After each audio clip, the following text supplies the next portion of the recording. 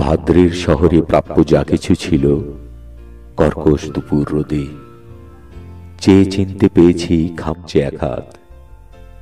প্রাপ্য ছিল না, সামান্য যা কিছু পেয়েছি সোমালিয়ান জলদস্যু বলে। শতাব্দীর রাত কখনো আপন হয়নি, মহাকালী যদিও সূর্য ডোবায়। পৃথিবীর আলোহীন কালো ভূখণ্ড লাস ভেগাস, রাত অভিশপ্ত আজীবন দণ্ডপ্রাপ্ত, নিঃস্ব কয়েদির মতো নিশ্চুপ দেহ মন।